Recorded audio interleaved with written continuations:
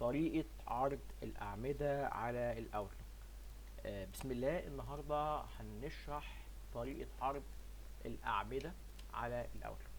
احنا كنا اتكلمنا في شكل الفيو في حلقة سابقة، وقلنا ازاي نقدر نعرض الفيو بطريقة مختلفة او بأكتر من طريقة مختلفة. وفي الحالة دي احنا قلنا نقدر نكبر الخطوط او نقدر نصغرها او نقدر نعمل جروبات او نقدر نغير في شكل الكولومز اللي موجودة فوق. وقلنا كمان بالاتجاه دوت نقدر نرتب على حسب كل واحد هيشوف بأنهي شكل. النهاردة هنمشي شوية في اتجاه تاني، وهو لو انا حد عاوز يكبر الخطوط بشكل ما على الايميل بتاعي. يعني انا بتجيلي الايميلات ولكن الشكل العام بتاعها ما بيكونش واضح. يعني ايه؟ يعني الخط صغير شوية. في الحالة دي نقدر نعمل ايه؟ وعايز ابرز شوية موضوع السبجكت عشان ابقى فاهم ان ده السبجكت وده في الحتة الفلانية، سواء كان بقى ليا انا او للمدير بتاعي او للموظفين بتوعي، عشان خاطر هم ما بيبقوش مركزين في الاجزاء دي. نبتدي في الخطوة الاولانية. هنروح على فيو، ومن هنا من فيو سيتنج. طبعا احنا في النهاية هنقول ازاي اي تغيير نعمله هنرجعه كله بخطوة واحدة او بكليكاية واحدة، فخليكم معانا لنهاية الفيديو وهنجرب براحتنا اللي احنا عايزينه. وفي نهاية الفيديو هنقول لكم تعمل ايه عشان على طول توقف الدنيا وترجعها لاصلها لو الشكل العام ما عجبكش. في الفيو سيتنج انا بقدر اقول له قول لي هنا الكولوم بتاعتي ايه، الكولومز الموجوده. لو بصيتوا هنا هتلاقي ان الكولوم دي او اسماء الكولوم دي هي اللي موجوده فوق هنا يا جماعه. اللي موجود فوق هنا ده هو اللي موجود هنا. يعني الكاتيجورايز او الكاتيجوريز اللي موجوده هنا، لما بنشيل الكاتيجورايز خلاص من عندنا والتصنيفات دي، هو ده هقول له رجعه لي، اعمل لي ريموف. فلما اقول له اوكي واقول له اوكي هتلاقوا ان الكاتيجوري اتشالت من هنا. طيب هرجع تاني واقول له في الكولوم الايكونز برضو لو انا مش عايزها. الايكونز لو انا مش عايزها اقدر اشيلها. السي سي الكذا الكذا الكذا. يعني هنا الدنيا بتاعتي المسجز مثلا هاخدها اقادها، فالمفروض يظهر لي هنا كولوم في المسج اللي هي بالشكل دوت. هصغر ده كده عشان الدنيا تكون باينه. ونمشي ده برضو شويه كده بدراج ودروب كده. وهنا الايه بيبان لي زي ما انتم شايفين كده الكلام بتاع المسج يبقى عامل ازاي. ديس ايميل كذا كذا كذا اوتوماتيكلي مش عارف ايه، جزء من الرساله اللي موجوده عندنا.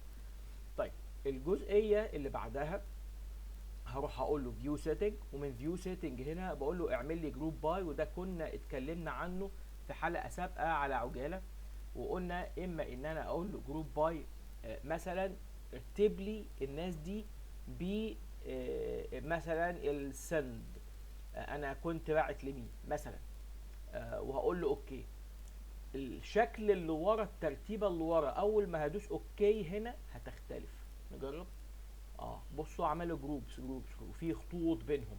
طبعا الخطوط دي كمان نقدر نتحكم فيها. بصوا هنا جمع لي الناس كلها جروبات. ده جروب ده جروب ده جروب، وكل جروب بيحط حاجته جواه. كل جروب من دول بيحط حاجته جواه. هروح اقول له ممكن تقول له كليك يمين، ومن هنا من arrange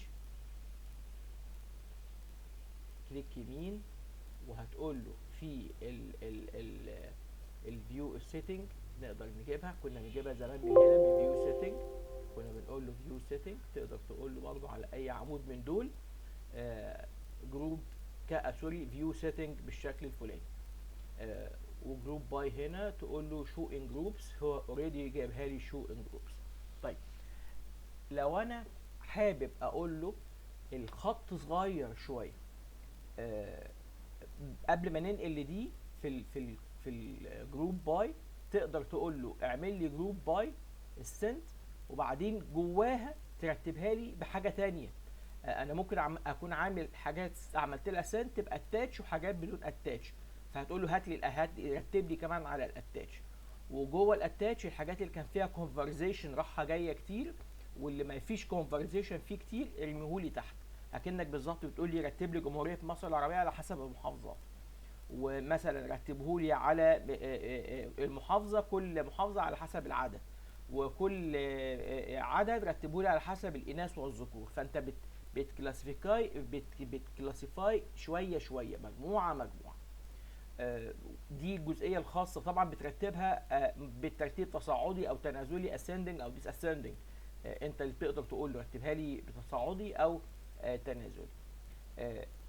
نيجي نقول له في الاذر سيتنج بعد اذنكم، انا بشوف بالفونت الفلاني، بشوف بالفونت الفلاني، بالخط الفلاني. تقدر تقول له كبر لي الخط شويه بتاع السبجكت اللي موجود فوق او راس العمود، او خليه لي بولد.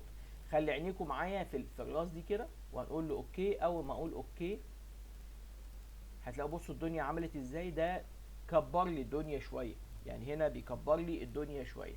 هرجع اقول له، او قبليها الاول هنروح نقول له في الريدنج بان بين لي الريدنج بان اللي هقرا فيها في الجنب دوت. هقول له هنا في الاذر سيتنج خلي لي الفونت كمان عندي، خليهولي 16.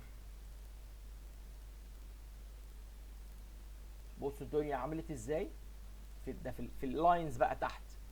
هقول له لا رجعهولي تاني زي ما كان عشان خاطر اقدر اشوف الدنيا بتاعتي.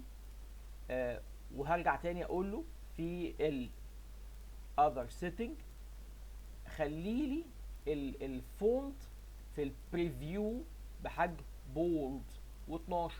في البريفيو بولد و12.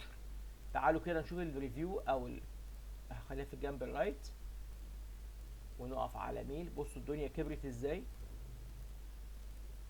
شايفين الدنيا كبيره ازاي هنا، شايفين ده، شايفين الدنيا كبيره ازاي. طيب هقول له في الفيو سيتنج ارجع لي الدنيا زي ما كانت. نروح نبص كده على الفيو سيتنج، نخليها زي ما احنا كنا ماشيين في الرايت، هلاقي الدنيا رجعت تاني زي ما كانت. طيب هنروح بسرعه نقول له